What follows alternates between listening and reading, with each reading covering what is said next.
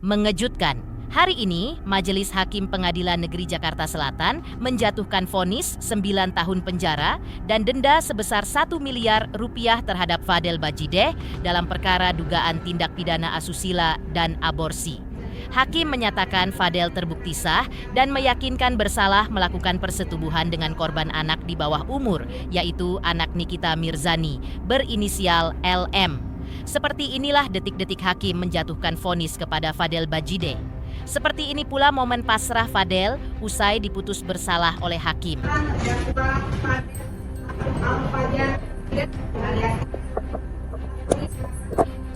Melakukan tindak pidana yang sengaja melakukan hukum muslihat dan rangkaian kebohongan melakukan persetubuhan dengan anak korban sebagaimana dalam dakwaan pertama, dan tindak pidana melakukan aborsi terhadap seorang perempuan dengan persetubuhan perempuan tersebut sebagaimana dalam dakwaan kedua alternatif kedua penuntut umum.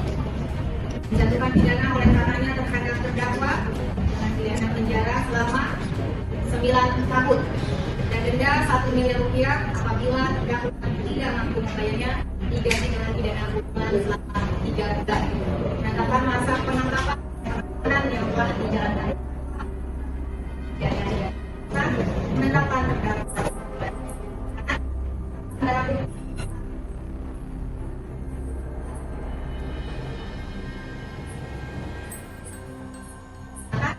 sebuah handphone iPhone 13 handphone sebagaimana tempat dalam putusan dikembalikan kepada anak korban, kembalikan terdakwa membayar biaya.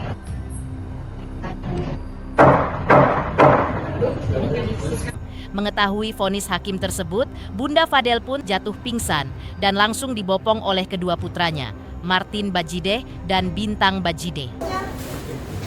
Iya, itu dulu, Bang. Fadel dulu, Fadel. Oh iya. Kasih jarak dulu. Dari sini aja, dari sini. Teman-teman, dari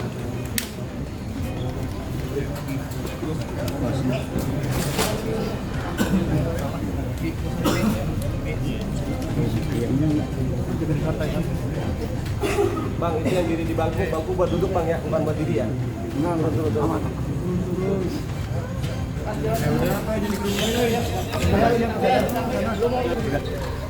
Sampai jalan deh. Fadel.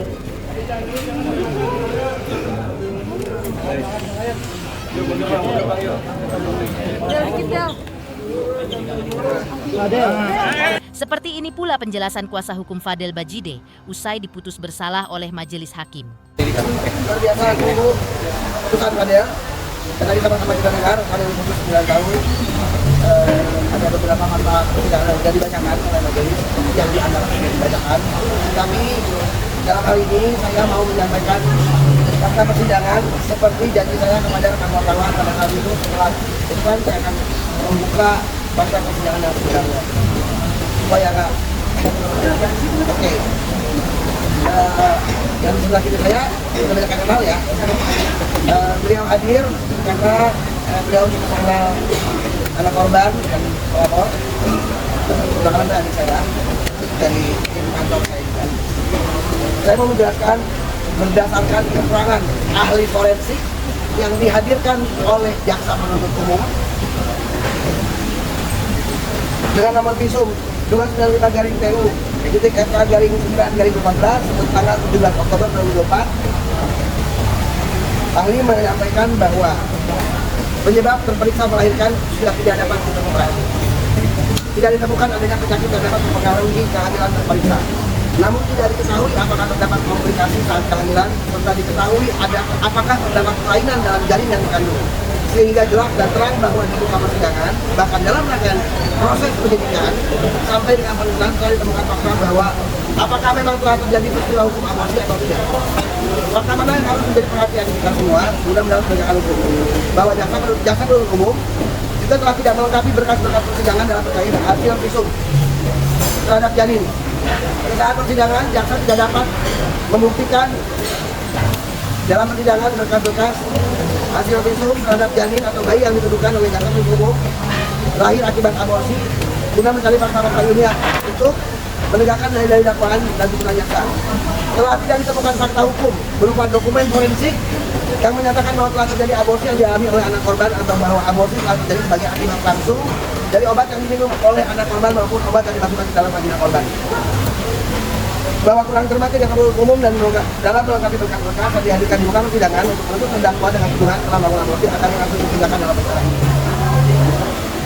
Bahwa rekuisitio iurnya tanggal 1 September 2025, jaksa penuntut umum telah menuntut terdakwa bersalah atas aborsi dalam kehamilan yang dialami oleh anak korban yang terjadi sebanyak 2 kali, yaitu pada tanggal 9 Mei 2024 dan pada bulan Juli 2024. Tolong di bawah bulan Mei 2024 aborsi pertama menurut jaksa penuntut umum. Aborsi kedua di bulan Juni tahun yang sama 2024. Seperti tadi disampaikan oleh majelis, aborsi pertama itu pendarahan. Seperti kalian dengar, yang memesan obat adalah anak korban. Minum dengan Sprite, diminum melalui mulut dan melalui vagina. Kemudian 5 menit kemudian merasakan perut mulas. Saat itu terjadi tidak ada apa yang bisa. Kalau tadi kalian dengar, ada yang dengar waktu majelis bilang anak korban memesan obat melalui Google, mundur ke belakang, pernah disampaikan oleh pengacara kita Mibrani bahwa katanya memesan obat ada.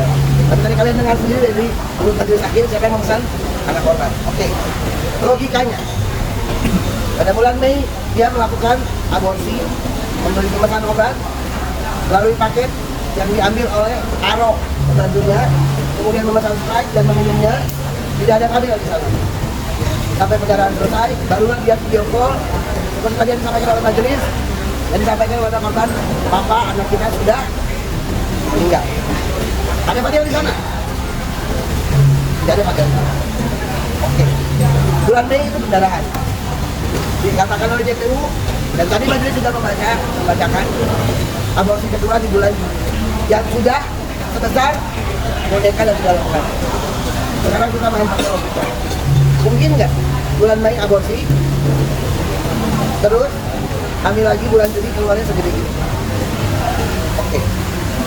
Atau persidangan, menurut ahli forensik, pada terperiksa ditemukan putih kedua payudara tampak bergelap dan melebar, serta pada perut terdapat garis pembunuh yang berwarna lebih gelap dari kulit sekitarnya, yang sesuai dengan tanda-tanda usia kehamilan peri semester kedua, yakni setelah 20 minggu. Terkait janin yang dilahirkan, dari seluruh rangkaian pemeriksaan, perkiraan menurut ahli forensik, janin tersebut berusia minimal 20 minggu dalam kandungan dan usia kehamilan di peri semester kedua sekitar 12-28 minggu. Sehingga ahli forensik yang dihadirkan oleh JPU memberikan kesimpulan usia janin yang dilahirkan antara 20-28 minggu dalam kandungan atau kurang lebih sekitar 5 bulan usia janin. 20-28 minggu, kita tarik mundur 20 minggu antara bulan Januari atau Februari sudah hamil. Di mana bulan Januari dan Februari beradanya Loli? Loli berada di UK.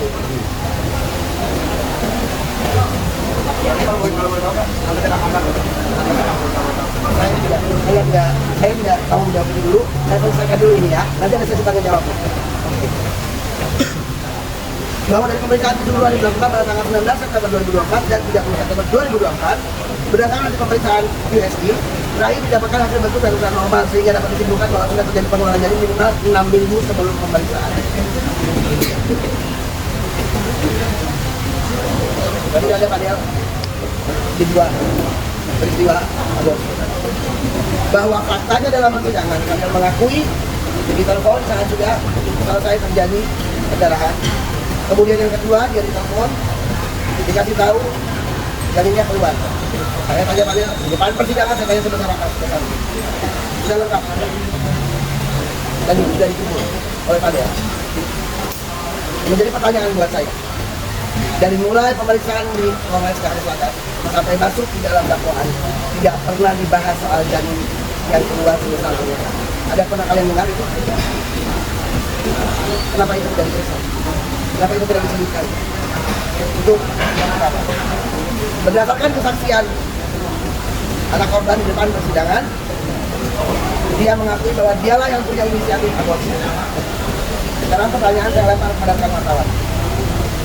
Kalau benar menurut keterangan ahli forensik yang dihadirkan oleh JPU bahwa usia kehamilannya 20-28 minggu, berarti bulan Januari, antara Januari sampai Februari sudah hamil di sana. Di hadapan majelis, anak korban mengakui di UK pun dia berhubungan badan dengan beberapa wanita. Itu fakta persidangan yang tidak dilihat oleh majelis. Itu yang membuat saya tadi agak kaget. Tidak ada satu fakta persidangan yang menjadi pertimbangan. Sekarang pertanyaan saya, Loli tiba di Indonesia pada bulan Maret. Kami tahu ya, itu gabung. Loli tiba di Indonesia bulan Maret. Menurut keterangannya baru berhubungan dengan Fadel di bulan April. Mungkin kami hamil. Mungkin kami tidak boleh. Kalian bisa lihat jejak digital itu nggak bisa hilang ya. Kalian bisa itu tanggal berapa dan siapa yang menjemput Loli di bandara. Di hadapan majelis, Loli menyampaikan berupaya 6 kali pulang ke rumah ibunya, namun tidak diterima oleh ibu. Pertanyaan saya, peristiwa yang hari ini diputuskan akan terjadi nggak kalau ibunya terima dia pulang? Tidak terjadi. Dan sampai hari ini Loli tidak ada di rumah ibu. Yang katanya sibuk mau melindungi anaknya, menuduh dia merusak masa depan anaknya, tapi sampai hari ini akan jadi terima kasih dalam rumah lagi. Saat ditanya oleh majelis, apakah sekarang Loli sudah pulang ke rumah? Belum, yang mulia. Jadi sekarang tinggal di mana? Saya masih di safe house dan saya nggak betah yang mulia. Itu yang jadi fakta persidangan. Kemudian tadi disampaikan menurut pertimbangan majelis ada tipu muslihat yang dilakukan atau bujuk rayu sehingga persetubuhan itu terjadi. Faktanya sejak kedatangan Loli di bulan Maret, Fadel sudah niat menikahinya karena Loli mengeluh sudah dibuang oleh ibunya. Dan kalian semua tahu karena dia tahu ya, karena ibunya di media bahwa itu sudah bukan anak saya. Kami lampirkan bukti di dalam pembelaan. Loli pernah menerima lamarannya Fadel memberikan izin dengan untuk melamar. Jadi sejak awal niatnya menikahi, bukan seperti apa yang dituduhkan, bukan seperti apa yang dibuat opini selama ini. Kita mencari mengabuk sama Loli dari ahli waris. Postingan yang kita mencari yang taruh di media sosial untuk dibaca oleh semua rakyat Indonesia. Yang paling gede pada tanggal 16 April 2024, Loli memposting di Instagram story-nya persis di depan pagar rumah ibunya. Bacakan kalimatnya. Bismillahirrahmanirrahim. Halo, selamat siang kepada Mimi dan penghuni rumah ini. Saya datang beberapa kali untuk bersilaturahmi. Loli datang dengan maksud baik dan Loli hanya ingin bertemu dengan Mimi dan adik-adik. Dengan ini Loli memohon kepada Mimi untuk meluangkan waktu agar bertemu walau 10 menit saja. Dan mudah berjumpa. Ini bukti Fadel dan keluarga telah menjemput dari bandara langsung mengantarkan Loli ke rumah ibunya dan dibukakan pintu. Oke, tangan boleh tuh. Oh iya, benar. Boleh begini. Kami akan buktikan. Dibongkar aja kuburannya, kan bisa tes DNA. Iya dong. Masa klien saya harus tanggung? Saya tidak membenarkan apa yang dilakukan oleh Fadel dan Loli. Tapi bukan berarti hal yang dia tidak buat harus dia pikul. Mau nggak kalian para laki-laki diperlakukan seperti itu? Enggak. Mungkin dengan banding nanti apa mungkin yang diharapkan, apakah Fadel nanti bisa bebas atau ringanan hukuman atau seperti apa? Iya, saya berharap hukuman ringan. Artinya gini, hukumlah sesuai dengan apa yang dia lakukan. Jangan dihukum itu apa yang dia tidak lakukan hanya karena opini publik. Publik ini nggak tahu persidangan, makanya saya buka fakta persidangannya. Ini isi pledoi. Dan tadi kalian semua dengar kok dibacain sama majelis kan? Siapa yang memesan obat? Bagaimana cara dia minum? Apa ada perintah Fadel? Tidak ada. Fadel baru ditelepon, dikasih tahu dengan bahasa tadi majelis, anak kita sudah nggak ada. Pak, anak kita sudah meninggal. Sudah dibunuh anak. Berarti kan yang memberatkan itu adalah soal aborsinya, bukan kembali. Soal aborsi dan kehamilan. Kan menurut ahli forensik usia kehamilan saat bulan Juni dia keluar, usia kehamilan itu 20 sampai 28 minggu atau 5 bulan. Masuk akal 5 bulan udah segede gini dong? Iya dong. Artinya bukan 2 kali aborsi, 1 kali percobaan aborsi. Yang pertama tidak berhasil. Iya atau enggak? Ya. Masa Mei aborsi terus Juni udah keluar segede gini? Dari bulan Mei ke bulan Juni berapa bulan, Bos? Di tahun yang sama. Dan tadi dibacakan juga oleh majelis. Walau alam, cuman saya sedih sama hukum di Indonesia kalau seperti ini. Kenapa fakta persidangan ini diabaikan? Ada apa? Ada apa dengan penegak hukum di Indonesia ini? Ada apa dengan jaksa? Ada apa dengan majelis? Kenapa Fadel harus dibinasakan? Dengan 9 tahun. Dan dalam pledoi ini saya sampaikan semua yang ada di ruangan persidangan bertanggung jawab kelak di akhirat. Dan Fadel di dalam pledoinya menyampaikan dia akan tinggal satu persatu di akhirat. Tadi kan yang disampaikan hakim kan bahwa dakwaan pertama dan dakwaan kedua, tujuannya dakwaan pertama terkait tubuh anak itu tidak beragam atau sudah sesuai dengan fakta hukum yang ada. Ya, karena waktu itu kan masih di bawah umur 17. Nah, pernyataan Fadel di depan persidangan ketika majelis bertanya, kamu tahu nggak kalau itu di bawah umur? Fadel jawab nggak tahu, karena menurut dia dan mungkin sebagian besar rakyat Indonesia, menurut Fadel umur 17 itu sudah dewasa karena punya KTP dan bisa ikut pemilu, iya apa enggak? Gimana? Ya, kalau yang tadi sebelum persidangan Kan makanya dikaburkan kan? Kabur. Nah ini ada dia dalam bentuk ini ya. Oknum ya. Dia ada dalam sini mendapatkan lagi dia. Karena itu mengaburkan fakta. Saya sekarang kembalikan ke masyarakat Indonesia. Bahwa tadi kan yang mendengar apa yang disampaikan majelis usia kehamilan dan kebukuran dan siapa yang punya inisiatif untuk aborsi kan kalian dengar sendiri dari majelis siapa yang pesan, siapa yang Google, siapa yang minum, Fadel tidak ada di tempat. Iya apa enggak? Jadi untuk orang yang di luar sana yang percaya sejak awal ini luar biasa di framingnya. Sekarang pertanyaan saya, kalau dia mau menyelamatkan anaknya, seperti yang dia gembar-gemborin, saya terluka sebagai ibu, saya bla bla. Sampai hari ini anaknya nggak ada di rumahnya. Kenapa anaknya nggak boleh ke rumahnya? Kan dia di dalam. Kan bisa itu anak jaga adiknya. Jangan dong. Jangan karena Fadel ini diam, dibejak-bejak. Bahkan saya nggak tahu lah pendukung-pendukungnya itu buzzer-buzzer sialan itu juga otaknya nggak dipakai. Mudah-mudahan mereka alamin tuh apa yang terjadi sama keluarganya Fadel. Makanya saya bilang kalian laki-laki mau nggak ketemu pacaran? Dan tadi dengar nggak yang disampaikan oleh majelis? Yang dilakukan Fadel dilakukan juga oleh banyak apa? Hah? Banyak orang. Tapi semua netizen seolah-olah di dunia ini bukan Fadel yang bejat. Sementara majelis keluar dengan sangat lugasnya bahwa yang kamu lakukan ini Fadel dilakukan oleh banyak orang. Cuman karena kamu public figure dan pelapornya public figure jadi rame. Itu kan tadi kata majelis, kalian dengar semua kok. Kalau tadi ada dengar live-nya mungkin dengar. Nah sekarang pertanyaan saya, kalian rekan wartawan atau semua netizen yang di luar sana yang punya anak laki-laki ketemu seorang perempuan jatuh cinta berhubungan atau bukan anaknya? Untuk presidenan tadi menarik, apakah memungkinkan seberapa mungkin sih presidenan lakukan setelah di proses banding nanti? Dan di mana mungkin masa si jadinya itu? Ya nanti kita akan lihat. Kalian akan saya kasih tahu. Ya.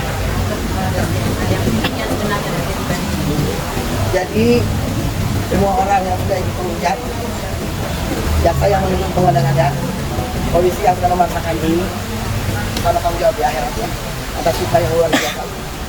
Ini luar biasa. Ini buat saya ini kekejian luar biasa. Dan tidak yang saya bingung, kalau ini dibuang akhirnya, dibuang nggak menurut kalian? Kasihan. Dan tadi saya kasih lihat buktinya dari kamera udah dilepas. Kan kita lihat aja tadi bukti yang saya kasih lihat. Di-announce sama ibunya bahwa ini bukan anak saya.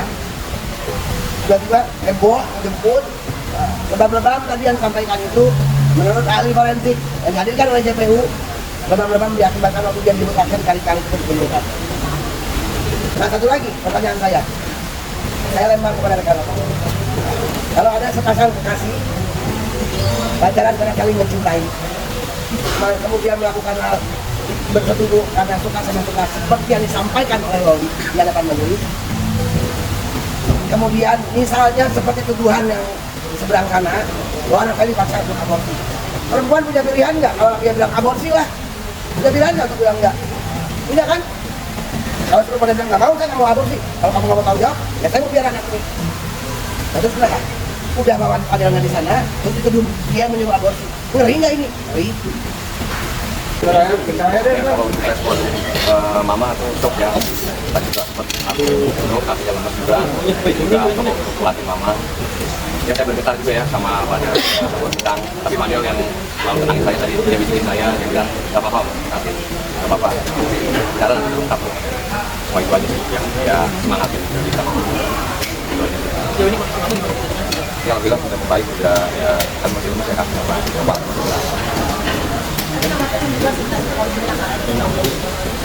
Gak ada sama sekali nanti jauh di pikiran saya karena saya selalu berpikir positif kan. Baik.